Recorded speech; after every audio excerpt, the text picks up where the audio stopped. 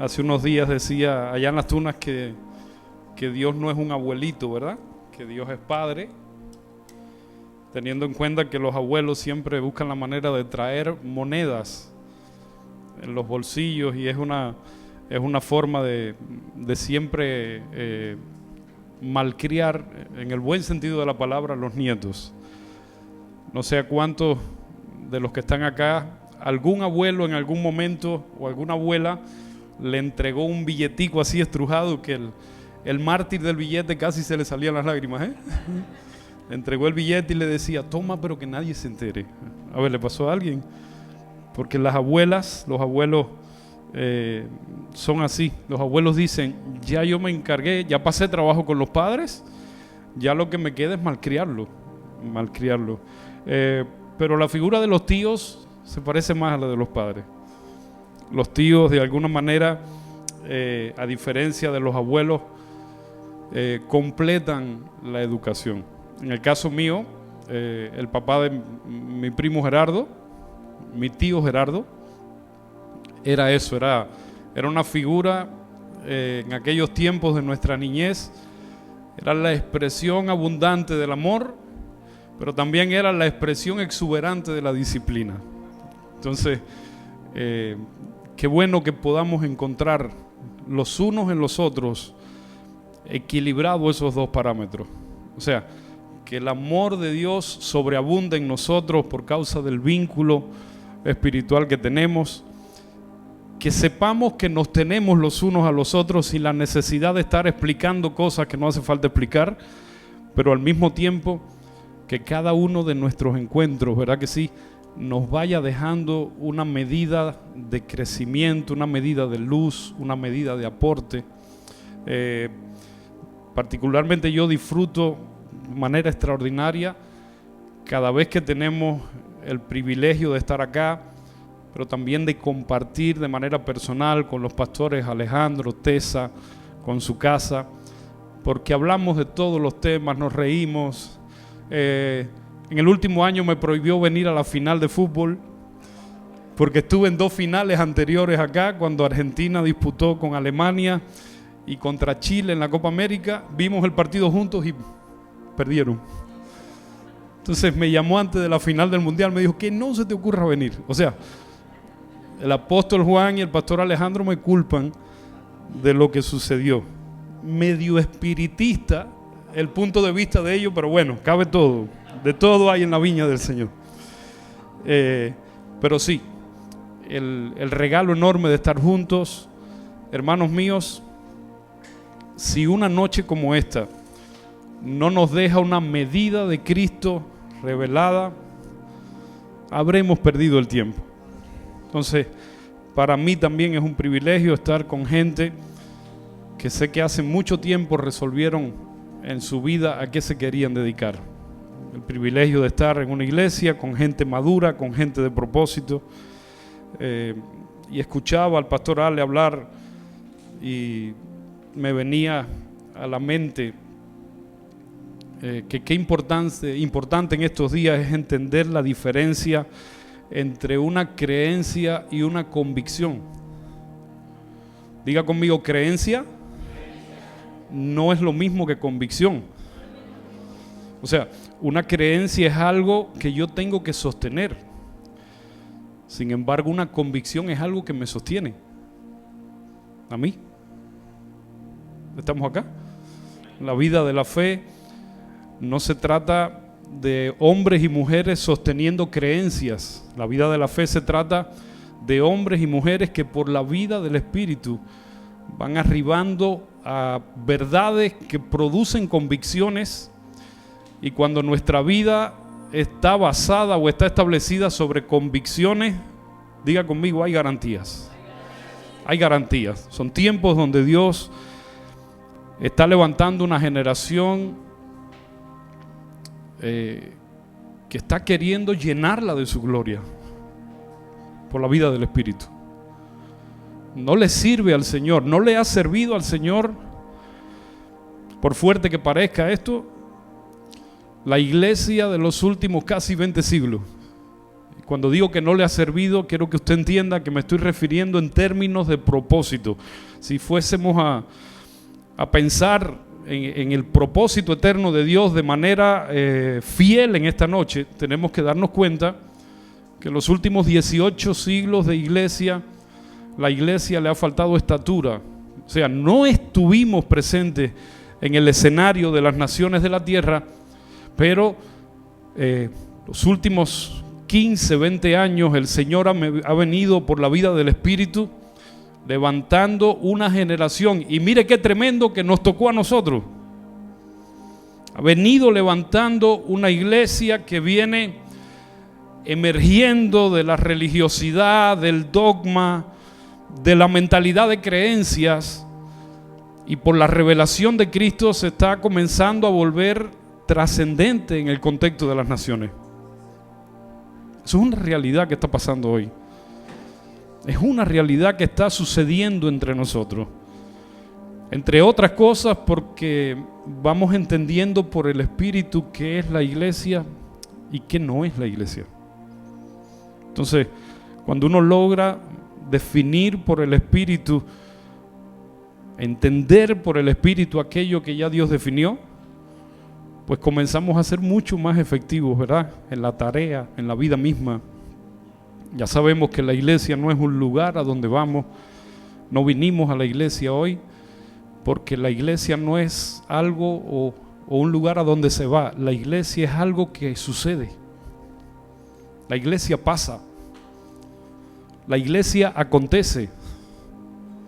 ¿Está acá conmigo? Cuando nos reunimos en esta noche y venimos a compartir a Cristo cantado a través de canciones, cuando compartimos a Cristo desde la palabra, cuando compartimos a Cristo en una conversación, en una palabra de consejo, la iglesia está sucediendo. La iglesia está viva. La iglesia tiene naturaleza eterna, tiene origen eterno. La iglesia tiene una envergadura superior a cualquier institución de la iglesia, de la tierra. ¿Cuántos están acá? La iglesia tiene por naturaleza la capacidad de transformar todo aquello que toca. La iglesia por naturaleza tiene la capacidad de crecer, de multiplicarse, de expandirse. Y cuando hablo de la iglesia estoy hablando de nosotros mismos, como portadores de la vida de Cristo. Entonces, en esta noche está congregada la iglesia acá, pero una vez que salgamos por esa puerta, la iglesia sigue vigente. Entonces, ¿qué es el propósito eterno de Dios? Si lo fuéramos a definir en pocas palabras, es tener una creación llena de su gloria, que sea trascendente en el destino de las naciones de la tierra.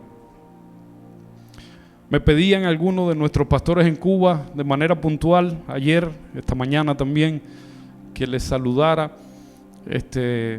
Va a ser una noticia tremenda, Ale, cuando sea que les podamos decir que van a estar por allá. Pero tengo que decirle, hermanos, que es tremendo lo que está pasando entre nosotros en Cuba. Tremendo lo que está pasando en este momento. Ver la palabra que se ha estado sembrando por los últimos casi 10 años, comenzando a producir frutos frescos, comenzando a producir un liderazgo que ya no es el liderazgo rancio, desgastado, frustrado de hace algunos años. Hombres y mujeres con calibre espiritual, hombres y mujeres salidos de allá de las montañas de la Sierra Maestra, pero con un peso espiritual que cuando terminamos una reunión como esta, se acercan los hermanos a tocarle. Campesinos labran la tierra, algunos se dedican a hacer hornos de carbón, pero por causa de lo que el Espíritu está produciendo entre nosotros, con una envergadura espiritual sostenida por una humildad. Si tuviera que definir la ecuación de lo que está pasando en Cuba en estos días, eso, hombres con una envergadura espiritual sobre una plataforma de humildad, entendiendo que humildad no es, no, yo no soy nada, acá el más pequeño. No, no. El orgullo tiene dos extremos. El orgullo es un péndulo que viaja de creerme que no soy nada a creerme que soy aquello que no soy. Entonces la humildad, ¿qué cosa es? La humildad es pensar de nosotros mismos como el Señor piensa. ¿Estamos acá? Entonces, ver a los hermanos, estar con ellos, compartir, ver el compromiso, ver el hambre, el anhelo por ser equipados, por ser completados para la tarea, el anhelo por crecer, no el hambre por un conocimiento filosófico, teológico, doctrinal, que nos puso la cabeza así de grande y nos quedamos con el cuerpecito, sino el hambre por las cosas del Señor. Eso está aconteciendo y no es exclusivo de nuestra nación. Si usted mira Cuba hoy y la mira desde abajo, usted va a ver una nación en el más absoluto de los caos. El desabastecimiento, hambre, los apagones, la falta de medicamentos. Pero si usted mira a la iglesia hoy en Cuba y la mira desde arriba, hermanos míos, yo no había conocido un estadio como el de hoy. Anoche, en la tarde hoy, no fue anoche, en la tarde hoy compartía con la hermana de Gerardo y su esposo. Le mostraba algunos videos de Facebook de diferentes congregaciones en diferentes provincias en Cuba y le decía, miren lo que está pasando, miren esto. Multitudes, 400, 500, 800, 1000 personas congregadas celebrando al Señor con lágrimas en los ojos, pero no con lágrimas de luto por lo mala que está la situación, las lágrimas que vienen de los genuinos procesos del Espíritu. Adorando al Señor, celebrando al Señor, reclamándole al liderazgo. Queremos ser equipados, queremos ser entrenados. ¿Cuántos dicen amén? Y esa es la iglesia que se vuelve trascendente en la tierra. Todos los que estamos sentados en este lugar, si tenemos a Cristo asumido como nuestro Señor, como nuestro Dios, como la fuente de nuestra salvación, amados, tenemos que vivir en ese compromiso, entendiendo que como nunca antes necesitamos ordenar nuestro sistema de prioridades, como nunca antes. Como nunca antes. Necesitamos definir a qué nos vamos a dedicar los años, los que sea que el Señor decida que estemos en la tierra. Veníamos acá unas pocas, 2-3 cuadras de acá, a punto de acontecer un accidente. Nos enfriamos, pero me quedé pensando, digo, wow, se pudo apagar la vida por lo menos de 4 personas en este minuto. Se pudo apagar la existencia en la tierra de por lo menos 4 personas. Y mi pensamiento, porque venía en mi espíritu era, Dios mío, ¿será que estoy viviendo a la altura de la demanda que tienes para nosotros? ¿Será que la manera como estoy viviendo mi vida es coherente, tiene valor para ti, Dios, Padre, en términos de propósito? Entonces, es un pensamiento que el Señor lo está exportando a la iglesia en estos días. Yo sé que no es exclusivo de un grupito, nos está pasando. Toque el hombro de su vecino, diga, espero que te esté pasando, vamos. Espero que nos esté pasando en esta noche. Bueno, vamos a compartir una palabra hoy. Quiero que me vaya acompañando a Efesios capítulo 6, versículo 10. Efesios 6:10. Cuando compartimos esta palabra, o parte de lo que vamos a compartir en esta noche, allá en Las Tunas, le llamamos por un título curioso que le enviaba a Ernestico una foto. Le titulamos algo así como El león no se sale del Serengeti. Recuerdo que el pastor suyo, no pierdo oportunidad, me escribió y me dijo, pastor, estás escapado. Una frase muy cubana. El león no se sale del Serengeti. Sé que usted tiene que haber visto en algún momento documentales, ¿verdad que sí? Sobre el Serengeti. El Serengeti en Tanzania es una reserva natural que tiene más de 13.000 kilómetros cuadrados de estepa, de selvas. 13.000 kilómetros cuadrados, casi toda Tanzania. Y el Serengeti tiene la población de leones más grande del mundo, más de 3.000 leones. O sea, no hay otro lugar en la tierra donde habiten, donde existan tantos leones como en la reserva del Serengeti. Entonces, diferente a otras reservas naturales, el Serengeti no tiene cercas limítrofes, no tiene perímetro. Se dice que los leones no salen de allí, no se van del Serengeti, no salen, y se debe al ecosistema. Diga conmigo ecosistema. O sea, en el Serengeti, en Tanzania, los leones tienen el ecosistema más adecuado que pudieran necesitar. En aquel lugar, todos los años se produce la emigración de ñus más grande de toda África. O sea, tienen comida. Diga conmigo, tienen comida. Tienen alimento, tienen el ecosistema ideal. No hay nada que un león pueda anhelar si vive en Serengeti, fuera de allí. No hay nada que tengamos que ir a buscar afuera. Entonces,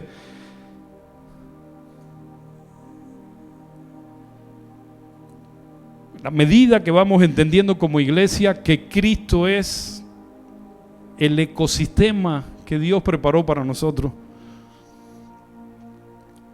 que Cristo es la realidad más gloriosa a la que se puede aspirar, en la medida que vayamos entendiendo por el Espíritu que en Cristo encontramos no una mejor forma de vida, encontramos la mejor forma de vida.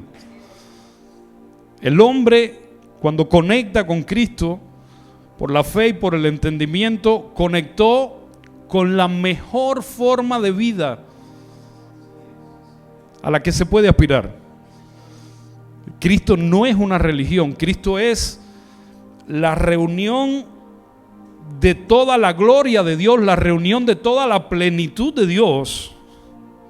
Cristo es el escenario preparado por Dios. Cuando la Biblia dice que le agradó al Padre que en Cristo habitara toda la plenitud de la deidad. ¿Qué es lo que estaba diciendo si lo traducimos? Que le agradó a Dios recoger toda su plenitud. Diga, toda la plenitud de Dios. Toda la plenitud de la deidad, Dios la recogió y la hizo morar en su Hijo, la hizo habitar en su Hijo. Por eso es que Corintios 13 también nos presenta a Cristo como una habitación. Cuando nos está describiendo el amor de Dios y nos dice que el amor de Dios tiene anchura, tiene altura, tiene profundidad. ¿Qué nos está presentando? Nos está presentando a Cristo ya no como un concepto religioso. Diga conmigo, una habitación. O sea, una habitación tiene anchura, tiene altura, tiene profundidad. Y Dios tomó la determinación de recoger toda la plenitud de su deidad. Todo lo que Dios era, lo hizo habitar en su Hijo. Y a esa habitación nos trajo a morar a ti y a mí. Y nos trajo en calidad de participantes. Dice que nos hizo participantes de naturaleza divina. No estamos en calidad de espectadores. Somos hijos de Dios en esta noche. Estamos en Cristo. Y una de las implicaciones es que estamos participando de la realidad más gloriosa a la que un hombre o una mujer pueden aspirar en la tierra. No hay otra realidad más gloriosa. ¿Estamos de acuerdo? La vida en Cristo produce un completamiento interno en el hombre. En la medida que vamos arribando por el Espíritu Santo al entendimiento, a la revelación, Como oraba el pastor Ale, en la medida que los ojos de nuestro entendimiento se abren, se va produciendo un completamiento en nuestro mundo interior. Y ese completamiento se produce en una estatura espiritual que provoca que cuando los desafíos de esta vida, porque tendremos desafíos, ¿tendremos o no tendremos desafíos? Cuando los desafíos de esta vida vengan como vientos impetuosos a chocar con nuestras vidas, se van a encontrar con que dentro nuestro se ha venido gestando por el Espíritu, por la obediencia, por la profundidad, por el hambre de conocer, de inquirir, de conocer y de entender a Dios, sus atributos, su naturaleza, su esencia. Ese hambre, ese apetito fue gestando dentro de tu vida una estatura, una fortaleza, un vigor, que esos vientos, por impetuosos que sean, chocarán contra tu casa espiritual y no podrán conmoverla. Entonces, alguien procesado por Dios, alguien procesado por el Espíritu, es alguien que se fue volviendo cada día más estable. ¿Quieres ver a alguien maduro? Es alguien que no tiene cambios en su comportamiento.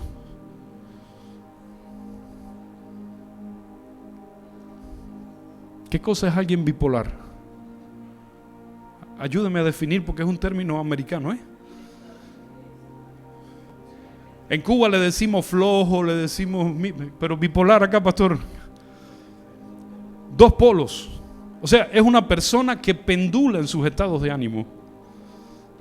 ¿Está acá? Hoy lo encuentras en una posición de fe, y desde esa posición de fe hace compromisos con Dios, pero también con los pastores, con los hermanos. Marcelo, me vas a tener hasta el último de los días, acá voy a estar contigo, porque hoy estoy en un clima espiritual, o sea, lleno de gozo. Pero soplan los vientos impetuosos de la vida, y cuando no hay estatura de Cristo, el péndulo entonces viene al otro extremo y produce otros comportamientos de otra naturaleza. Inestables, ya no se puede contar con él, ya no sostiene en el tiempo los compromisos de fe que hizo con el Señor, pero también con los santos. ¿Cuántos están acá en esta noche? Entonces estamos hablando de gente que pierde la capacidad de ser confiable para el Señor. Ahora dígale a su vecino, no será así entre nosotros. ¿Por qué no será así entre nosotros, hermanos míos? Porque el Señor, por la vida del Espíritu, está trabajando en nuestro mundo interior, y la estatura de Cristo se está gestando. Porque el Señor se hace de todos los recursos y los escenarios posibles para producir esa estatura. Pastor, ¿cuáles son esos recursos? Le tengo que decir en esta noche que muchas veces el recurso predilecto del Señor es el dolor.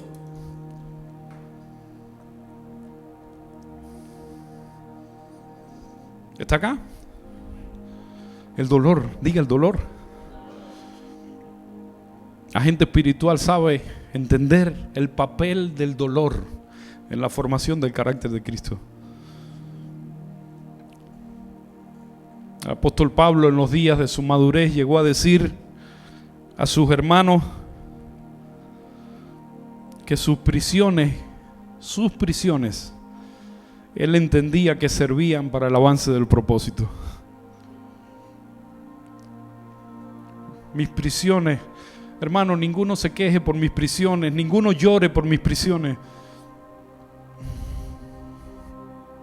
Si llega a haber algún cubano entre los seguidores más cercanos a Pablo, y hubiesen dicho, Pablo, ¿cómo es posible que el Señor haya permitido esto? ¿Cómo puede permitir el Señor que te pase algo así? Pablo decía, tranquilo, porque mis prisiones entiendo que sirven para el avance del propósito eterno de Dios. Pero ¿cómo sirven tus prisiones para el avance del propósito eterno? Bueno, quizás porque los enemigos de la cruz de Cristo están esperando que yo me quiebre detrás de estos barrotes y quieren que les diga algo. Ha habido días donde he creído y he querido quebrarme, pero ha habido algo desde mi interior que no me ha permitido quebrarme. ¿Qué tengo que decirles? Que cuando estaba previsto que llorara de dolor, se ha aparecido un gozo desde mi interior que muchas veces no lo quiero.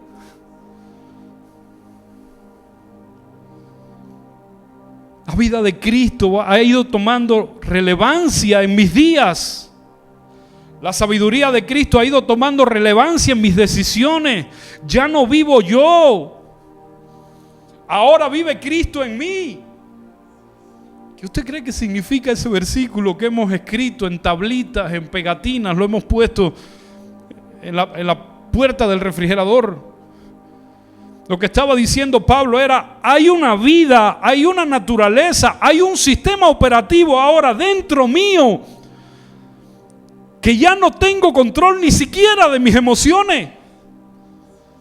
La vida de Cristo en mí me está haciendo reír por las cosas que pensé que nunca iba a reír, y la vida de Cristo ahora me está haciendo llorar por cosas que no pensé llorar nunca.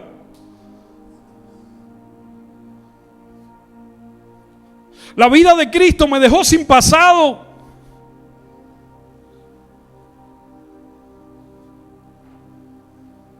De modo que si alguno está en Cristo,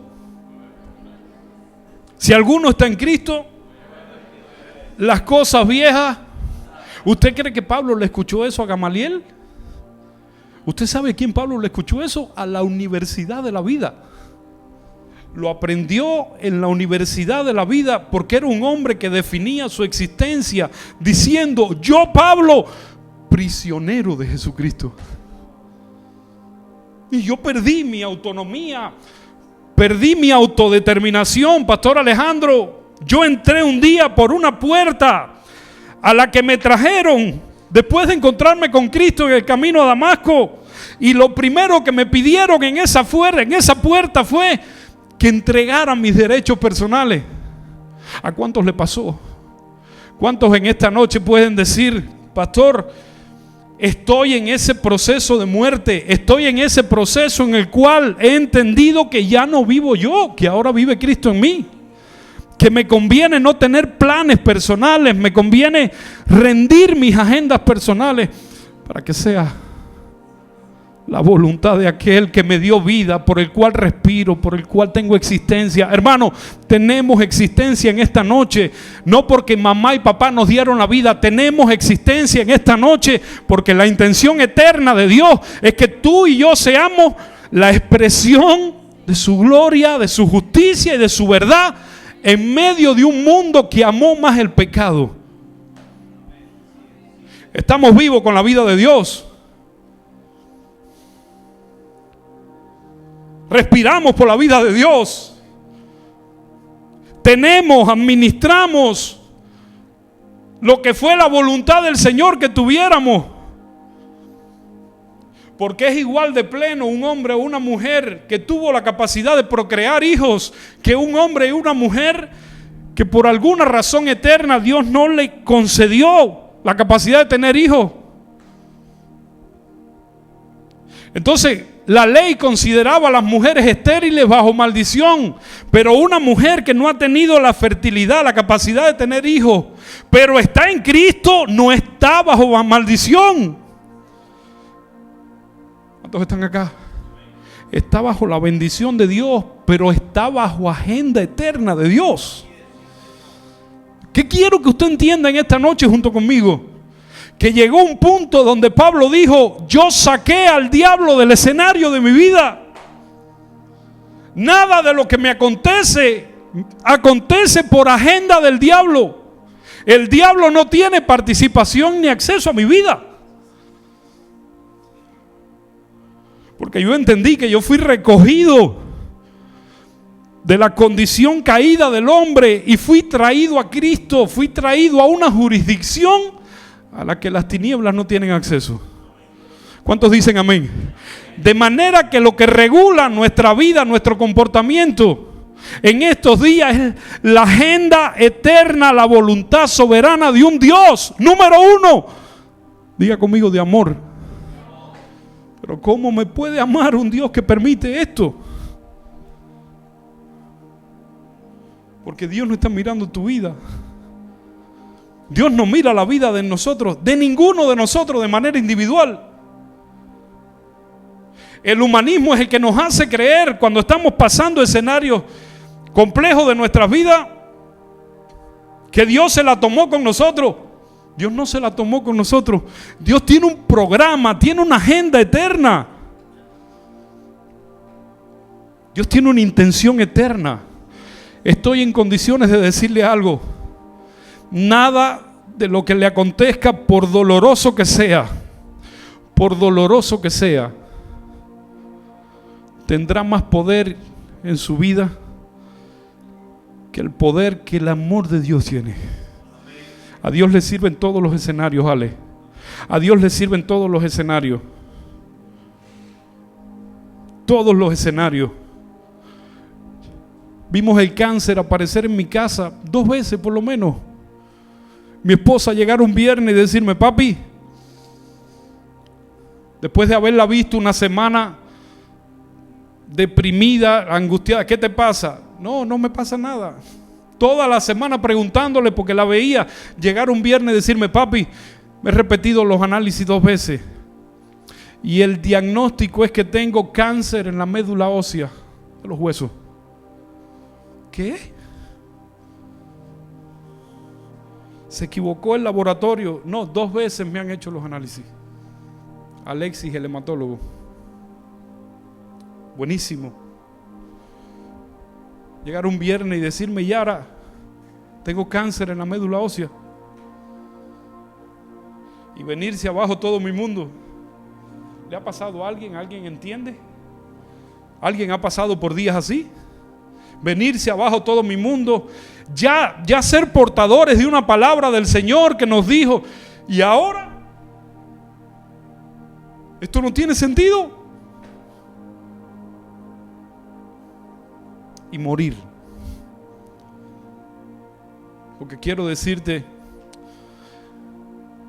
aunque morir es una determinación divina, es una determinación divina en la cual Dios nos da participación. Está la invitación todos los días del Señor a morir. ¿Sabe lo que es morir? Morir es renunciar a yo tener el timón de mi vida, porque sé que lo mejor que me puede pasar es que de una vez por todas Dios comience a tener el control. Porque lo que usted y yo podemos controlar desde la billetera, desde la chequera, lo que podemos controlar con nuestros dones y talentos, lo que podemos controlar con nuestro talento, con nuestro intelecto, hermanos míos, es nada. No podemos controlar los próximos 10 minutos de nuestras vidas. Por lo tanto, no podemos persistir en esta noche diciendo: Señor, déjame a mí. Me pasó toda la vida por delante. ¿Cómo es posible que con 30 años, 2 hijos nacidos, palabras que el Señor nos ha entregado, esto no tiene sentido? Y en el caso nuestro, viernes, sábado, morir ese fin de semana, orar el domingo con un grupo reducido de hermanos, porque quiero decirte algo, no lo hicimos público, el pastor, un grupo reducido, orar por mi esposa, irse el lunes, repetirse los análisis y todo está negativo.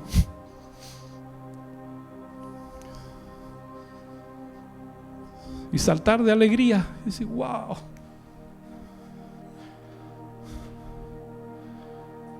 Nacer mi hijo mayor después de tener un diagnóstico prenatal de 5 malformaciones congénitas, o sea, una tetralogía de Fallot más otra complicación. Decirnos los médicos: el niño va a morir irremediablemente en cuanto nazca y su corazón tenga que asumir, va a morir. Y el Señor encargarse por la vida del Espíritu, Marcelo, de imprimir no una creencia, porque la creencia yo la tengo que sostener, imprimir una convicción en nuestro corazón acá adentro, sin tener teología, Katy, 4 meses apenas visitando una congregación en medio de un proceso de discipulado. Venir el desafío, sin Biblia, sin versículos bíblicos, sin teología, sin haber escuchado de Cristo. Y el Señor, por la vida del Espíritu, imprimir una convicción en nosotros. Tu hijo está sano. El único testigo que tengo en esta noche es mi primo y no necesito más ninguno. Y comenzar a decirle a todo el mundo: paz, mi hijo está sano. Y resistir la persecución por sostener una palabra que ni la entendíamos, que no teníamos un versículo sobre el cual montar aquella declaración, solamente una convicción. Cuando Dios trae una convicción, hermanos míos, nos alcanza para caminar la milla extra por una convicción. Una convicción resuelve en nosotros lo que ninguna información va a resolver.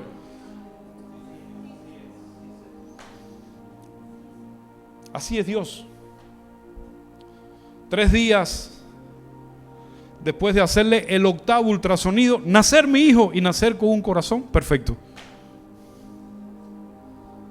Y comenzar a buscar en mí cuánto de esto se debe a mi fe y entender que nada de lo que Dios había hecho se debía a mi fe. No somos tan importantes. No somos tan importantes. Y ir entendiendo en la medida que los años nos fueron pasando, Telle, que era la gracia de Dios, era la agenda de Dios, de un Dios que tenía agenda, que en el capítulo 1 de nuestra vida de fe había permitido un escenario así. ¿Sabe por qué? Porque en estos días íbamos a tener que abrazar gente enferma de cáncer para decirle: Dios no ha terminado. Esta enfermedad no te va a sacar de la tierra. Si abandonas tu vida en las manos del Señor, esta enfermedad no tiene estatura para sacarte de la tierra. ¿De dónde salió la convicción? De un escenario de dolor.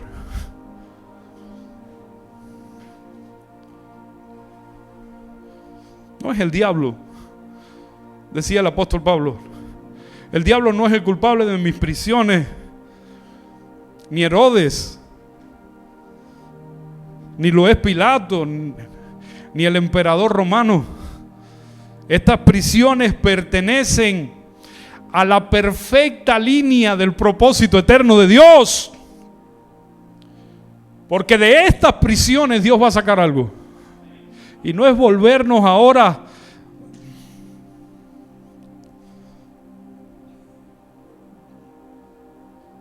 aceptando todo lo que pasa. El Señor está en esto, hermano mío. Si usted dice en el día del dolor: el Señor está en esto, pero usted no ha entendido, usted lo que está repitiendo es un eco. Pero si en el día del Señor, en el día del dolor, a usted lo está gobernando una convicción, y usted dice: no sé cómo va a acabar todo este dolor que estoy sintiendo hoy, que estoy experimentando, la injusticia, la mentira, todo lo que me está... No sé cómo va a terminar esto, pero una cosa sé: el Señor, después de todo este dolor, va a quedar glorificado y yo voy a quedar edificado. Y este testimonio, porque ya ahora sí podemos decir que es un testimonio. Un testimonio no es que no tenía para comer y apareció alguien en casa con $50. Un testimonio es una vida transformada en Cristo a través de todos esos escenarios de la vida. Entonces ese testimonio le sirve al Señor ¿para qué? Para amplificar la voz de su gloria y amplificar la voz de su salvación en medio de una generación que está necesitada, pero que está deslumbrada.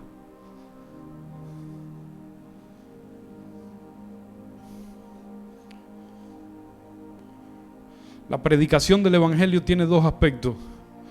Está el aspecto de la proclamación verbal del mensaje de Jesucristo. ¿Cuántos dicen amén? Hermanos míos, hay que proclamar el Evangelio, hay que evangelizar. No es una mala palabra evangelizar. Nos parece una palabra religiosa, pero no lo es. Hay que evangelizar. Hay que llevar la buena nueva. qué buena nueva, que la peor noticia del hombre, que era que estaba separado de Dios a causa del pecado, se resolvió en Cristo Jesús. Y tenemos que proclamar esa palabra. Dice amén. No puede ser que yo trabaje en una compañía, en un kiosco, y la gente con la que convivo todos los días no haya escuchado de la esperanza de Cristo que me sostiene. Nos tenemos que preguntar si nos está costando trabajo proclamar de Cristo. ¿Por qué nos está costando trabajo? ¿Qué está pasando adentro? Hay temores, hay vergüenza, faltan convicciones. Pero el Evangelio se predica por proclamación. Pero mucho más importante que la proclamación, el Evangelio se predica por manifestación de vida. La justicia de Dios encarnada. La verdad de Dios encarnada. El amor de Dios encarnado.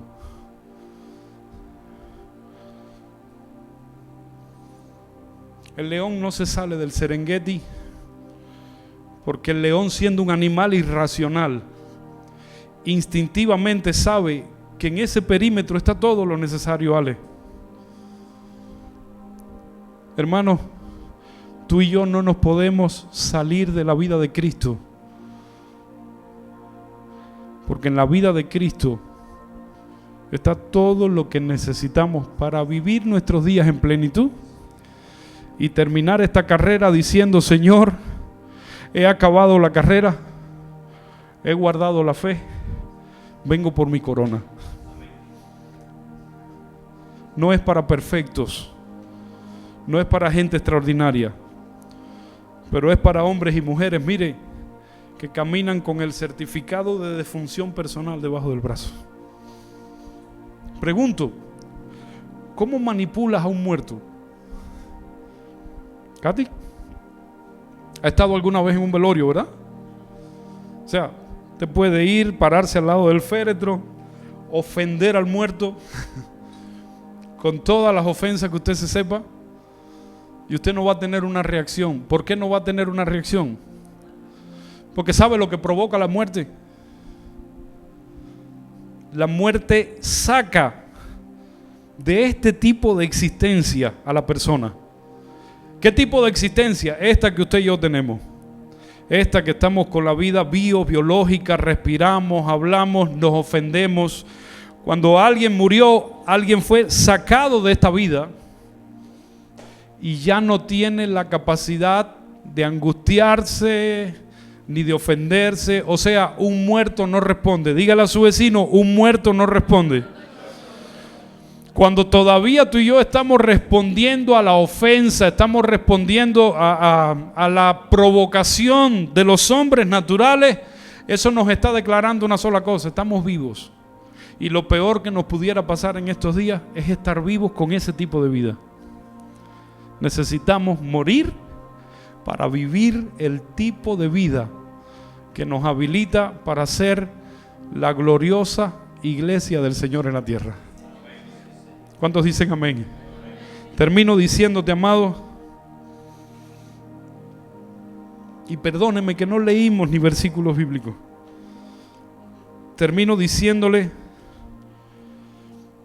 que para un nacido de nuevo en Cristo están todas las posibilidades.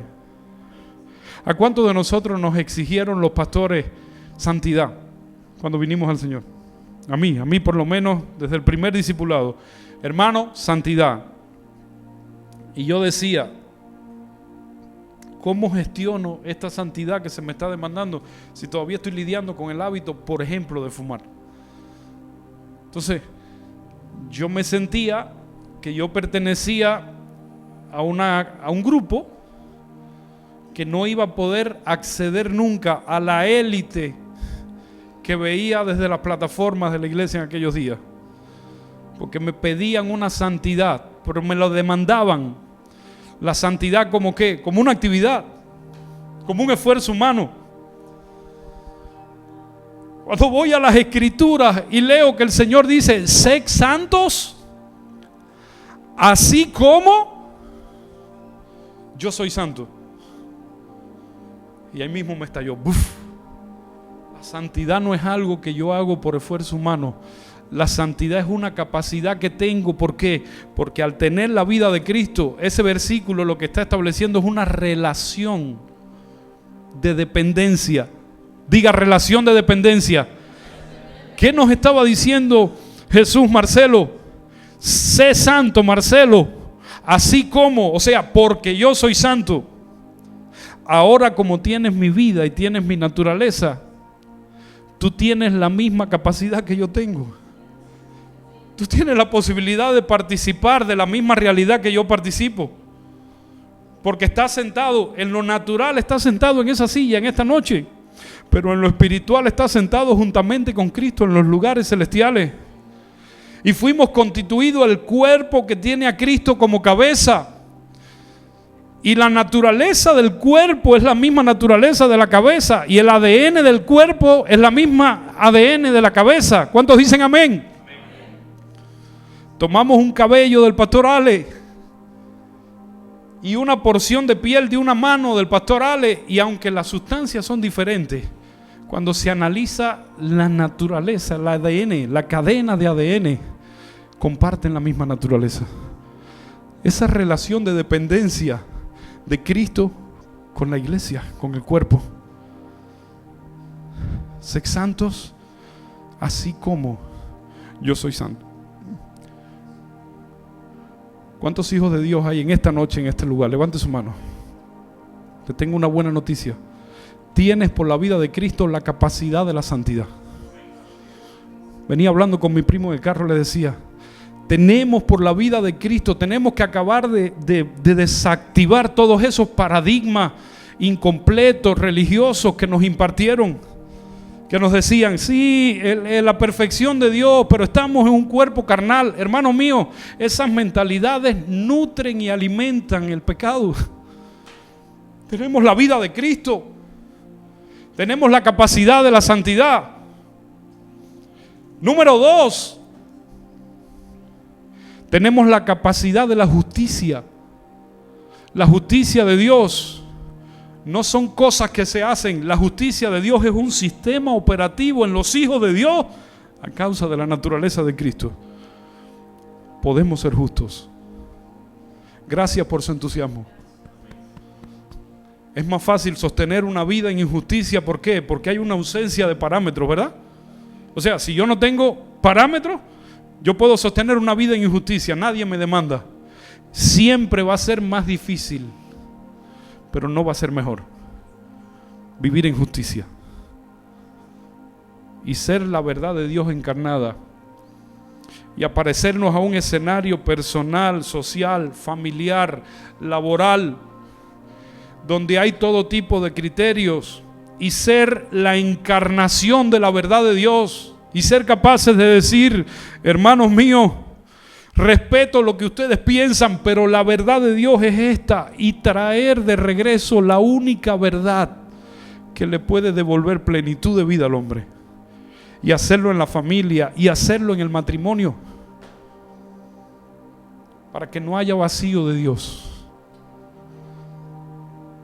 Un hombre nacido de nuevo tiene, por ejemplo, y termino con esto, la capacidad de la adoración. ¿Dice amén? ¿Cuántos años estuvimos cantando sin adorar? No levante la mano, yo la voy a levantar. ¿Cuántos años cantando sin adorar? Llorando sin quebrantarme. ¿Sabe que muchas veces tenemos iglesias así? Gente que canta pero que no adora, que llora pero que no se quebranta. Entonces no nos podemos poner bravos los pastores, porque lo que hay es un asunto de naturaleza. El problema es un solo asunto, que lo que no nace de nuevo en Cristo no tiene la capacidad de agradar al Señor. Pero te tengo una buena noticia en esta noche.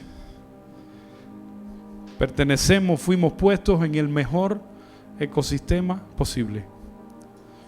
Para los leones, el Serengeti. Tanzania, por instinto, no se salen de allí. Para nosotros, Cristo. Nuestra realidad más gloriosa. Nuestra realidad más plena. Dice amén. Pongámonos de pie en esta noche. Aleluya.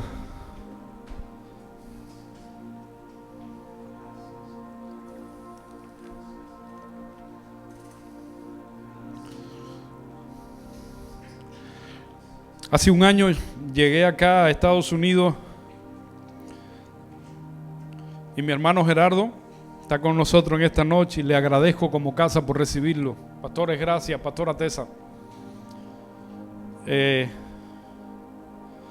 Estaba muriendo, literalmente muriendo.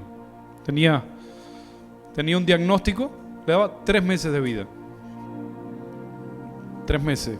Estaba toda la familia estremecida de dolor, angustiado.